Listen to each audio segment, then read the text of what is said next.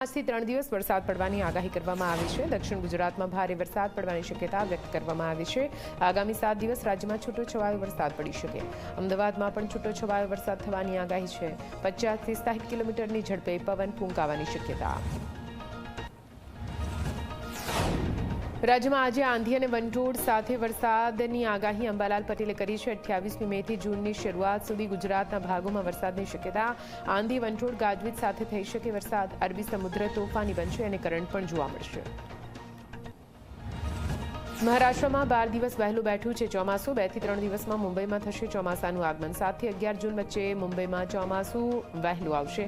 2 દિવસ પહેલા કેરળમાં ચોમાસાનો પ્રારંભ થઈ ચૂક્યો છે। કેરળમાં 8 દિવસ વહેલું બેઠું છે નૈઋત્યનું ચોમાસું। દેવભૂમિ દ્વારકામાં દરિયામાં કરંટ જોવા મળ્યો છે। કરંટને લઈને ફાયર વિભાગની ટીમ પોલીસ એલર્ટ મોડમાં આવી ગઈ છે। પોલીસનો ચુસ્ત બંદોબસ્ત ગોઠવી દેવામાં આવ્યો છે। માછીમારોને પણ દરિયો ન ખેડવા માટે સૂચન કરવામાં આવ્યું છે। વડોદરામાં મોડી રાત્રે વાતાવરણમાં અચાનક પલટો આવ્યો। વીજળીના કડાકા ભડાકા સાથે વરસાદ થયો। કમોસમી વરસાદના કારણે અનેક વિસ્તારોમાં વરસાદી પાણીથી ભરાઈ ગયા છે। ભારે પવન સાથે ધોધમાર વરસાદ વરસતા લોકોની મુશ્કેલી વધી। ગાંધીનગરમાં તોફાની પવનો ફૂંકાયા છે। ભારે પવનથી વાવોલ અંડરપાસ પાસે વૃક્ષ ધરાશાયી થયું। બુલેટ ચાલક પર તૂટી પડ્યું તોતિંગ વૃક્ષ। બુલેટ ચાલક ઇજાગ્રસ્ત થતા તેને સિવિલ હોસ્પિટલ લઈ જવામાં આવ્યો છે। સાબરકાંઠાના વિજયનગર આંતરસુબા ચોરીવાડ કડિયાદરામાં પવન સાથે કમોસમી વરસાદ। હિંમતનગરમાં પણ વરસાદ વરસી રહ્યો છે। વીજળીના કડાકા સાથે વરસાદની શરૂઆત। વરસાદને પગલે વીજળી પણ ગુલ થઈ। અરવલ્લીના મોડાસા ભિલોડા પંથકમાં વરસી રહ્યો છે વરસાદ। ભિલોડાના નગર સહિત લીલછામાં પણ ધોધમાર વરસાદ વરસી રહ્યો છે। ભારે પવનના કારણે વૃક્ષો ધરાશાયી થયા। અન્ય ગ્રામ્ય વિસ્તારોમાં પણ વરસાદ પડી રહ્યો છે।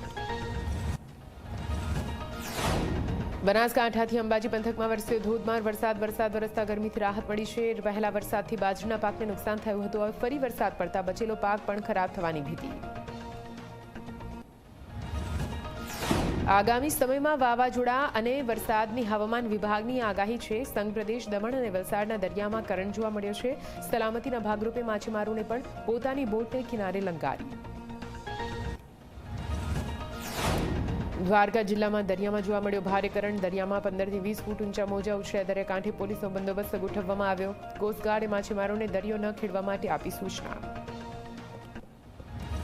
બનાસકાંઠાના દાંતાના ખેડૂતો વરસાદની આગાહીને કારણે ચિંતાતુર બન્યા। આ વખતે ઉનાળામાં ખેડૂતોએ બાજરી, ડાંગર, મકાઈ, મગફળીના પાક કર્યો હતો।